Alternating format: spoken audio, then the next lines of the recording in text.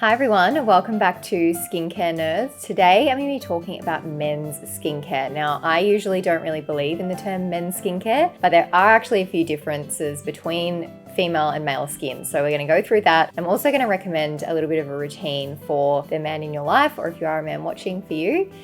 So stay tuned. So the main differences between male and female skin is that male skin tends to be about 25% thicker than female skin due to testosterone. They also have more collagen in their skin, which seems a little bit unfair, but they also tend to be a little bit more neglectful with SPF. So that anti-aging effect they probably get from the extra collagen is counteracted by them not using SPF. And typically a lot of men will have facial hair, so they're shaving regularly, and that means that they age better on the lower half of their face because they're encouraging cell turnover. And they also have more active sebaceous glands. But that's not always a positive because it can mean that they have more congestion and more enlarged pores. Now, there's not one routine that's going to fit all in this case, but I am going to recommend some products in general that I think could be suitable for most men. So this is taking into account the more active sebaceous glands, so concerns around congestion, blackheads, also taking into account the shaving, so you might be more prone to ingrown hairs, and men tending not to use SPF as much as women do. So let's talk about what would be in a very basic routine if you're buying for a man or you are a man watching. So a very basic routine, and this applies to women as well, would be a cleanser, and I like a gentle gel cleanser for a male, a moisturizer. It might be a little bit more lightweight because men tend to be a little bit oilier, and then of course an SPF. So for a cleanser, I'd probably recommend something like ASAP Gentle Cleansing Gel, the Ordinary Squalane Cleanser, or Dermalogica Special Cleansing Gel. And for a moisturizer, I'd probably recommend something like Cosmetics Shineless, Kiehl's Facial Fuel, or Patrick's AM1. And for SPF, we've got an entire SPF category. That's probably one of our specialties, is ranging a lot of amazing SPFs, so go and check that out if you haven't seen it already. So that's the basics, but if you are a man that's wanting to do a little bit more than basic, or you're buying for a man that wants to do a little bit more than basic, there's a few things that you can add. So if we're taking it up just a notch, I would introduce a BHA, so something like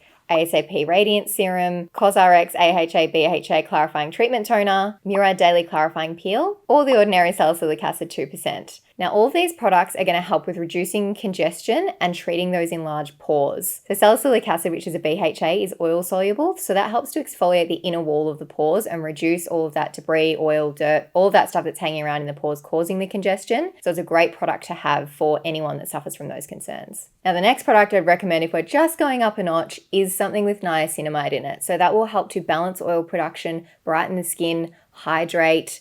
Some products I love with niacinamide in them are ASAP Super B Complex, Aesthetics RX B Serum, Alpha H Vitamin B, and the Ordinary Niacinamide Plus Zinc, which is a bargain option. And if that's not enough for you and you think, nah, I want a full advanced skincare routine, I don't want to start at the basics and work my way up, I just want to go all in, I wouldn't necessarily recommend that. I'd probably start off with the basics and then introduce things slowly. But these are the things that you could introduce after your niacinamide and BHAs and all your basics to really elevate your routine. So I'd probably start by recommending a vitamin C to put under your SPF in the morning, something like Boost Labs Vitamin C Brightening Serum. That will help to counteract sun damage. So if you've spent a lot of time in the sun, haven't been very sun safe, and you've got signs of pigmentation or sun damage, that's going to help to treat those concerns, but it's also going to help to fight free radicals throughout the day as well. Then we've got a retinol, which you may have heard in ads on TV. It's a very popular ingredient because it is the gold standard of anti-aging. So a retinol serum is going to help to speed up cell turnover. It's going to really have that anti-aging effect on your skin, treat fine lines and wrinkles. The Skinstitute retinol is about $30, I think, maybe a little bit more. So that's a really good affordable option if you're just introducing this to your routine. Make sure you use that on alternating nights to your BHA or salicylic acid product. It might just be too many actives at the one time. And if you are not using your SPF, you cannot use your retinol. Do not use the retinol without SPF. And if you have any concerns around your eyes, like fine lines or wrinkles,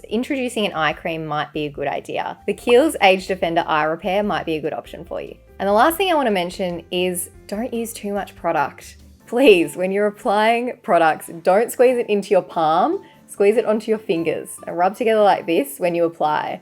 I find that something men just typically do is use way too much product. If you're spending a lot of money on skincare, it's not something you want to do. So try and preserve your products as much as you can and don't use too much. So that's our very brief overview on men's skincare. If you have any questions, you can leave them in the comments below. Otherwise, subscribe, hit the bell button, and I'll see you next time.